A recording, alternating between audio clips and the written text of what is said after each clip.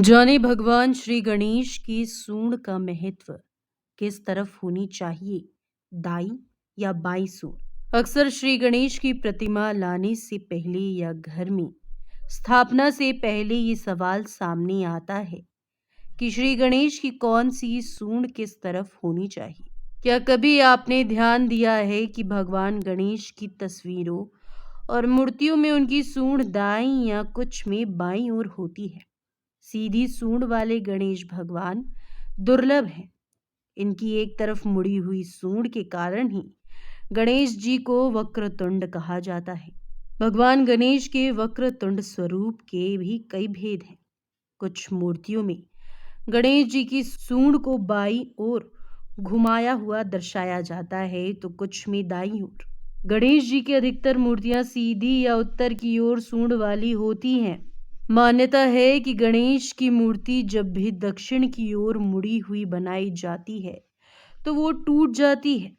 कहा जाता है यदि संयोगवश आपको दक्षिणावर्ती मूर्ति मिल जाए और उसकी विधिवत उपासना की जाए तो अभीष्ट फल मिलते हैं। गणपति जी की बाईं सूंड में चंद्रमा का और दाईं में सूर्य का प्रभाव माना गया है।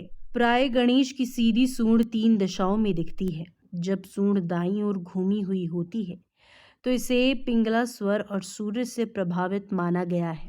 ऐसी प्रतिमा का पूजन विघ्न विनाश, शत्रु पराजय, विजय प्राप्ति, उग्र तथा शक्ति प्रदर्शन जैसे कार्यों के लिए फलदायी माना जाता है। वहीं बाईं ओर मुड़ी सूंड वाली मूर्त को ईड़ा, नाड़ी, चंद्र प्रभावित माना गया है।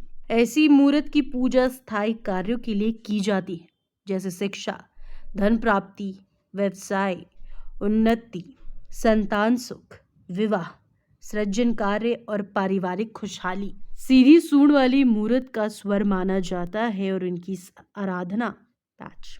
आराधना रिद्धि सिद्धि, कुंडलिनी, जागरण, मोक्ष, समाधि आदि के लिए सर्वोत्तम माना जाता है। कुछ विद्वानों का मानना है कि दाईं ओर घूमी सूंड के गणेश जी शुभ होते हैं, तो कुछ का मानना है कि बाईं ओर घूमी हुई सूंड वाले गणेश जी शुभ फल प्रदान करते हैं।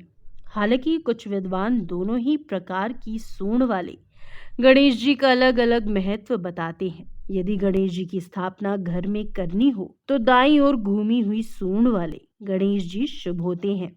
दाईं ओर घूमी हुई सूंड वाले गणेश जी सिद्धि विनायक कहलाते हैं।